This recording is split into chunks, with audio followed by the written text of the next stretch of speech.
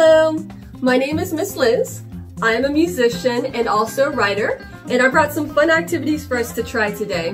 What I thought we could do today is to make a beautiful tissue paper flower. It's super easy.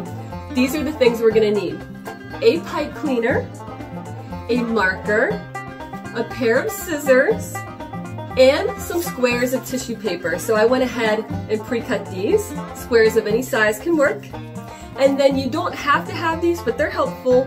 Round nose pliers and something to poke a hole in the tissue paper. You have to be careful with this part. I have a nail and a piece of wood. And then something round so that you can trace your circle. We are going to start with our tissue paper. And so you're gonna need about 7 squares. You can choose all one color, you can mix the colors up. I chose 4 pieces of purple and 3 pieces of yellow. And then all I'm gonna do is I'm going to create a circle. So I'm putting down my water bottle here and just tracing a circle around. And if you don't have something to trace, you can just kind of guess by cutting off the edges.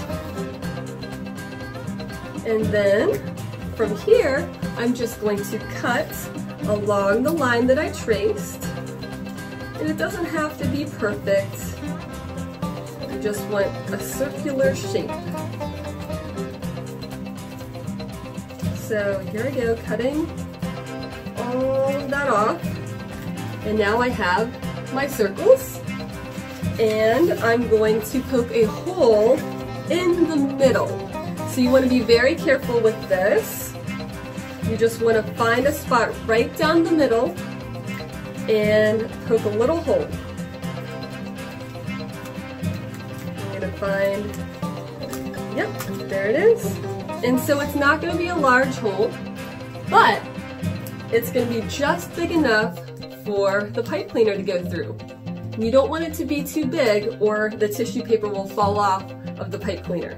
After I have my tissue paper on the pipe cleaner, I'm going to take my round nose pliers, or you can use the tips of the scissors if you don't have the pliers, and I'm just going to create a little circle and bend it down. And so now that's going to stop the tissue paper from coming off. The next part, you're going to use your thumb and first finger on both hands and slide it under one layer of tissue paper, and then you're going to bring your fingers together and then push them together. So you make these like 4 corners right here, and you're going to do that on each layer. So my next layer here, I'm going to take my fingers underneath and I'm going to bring my fingertips together and then push them in. And you have to take your time with this. You have to do each layer one at a time. If you try to speed it up and do all of the tissue paper at the same time, it won't give a layered look to the petals. It'll just be real clumpy. So I'm going to go ahead and finish all of these one at a time.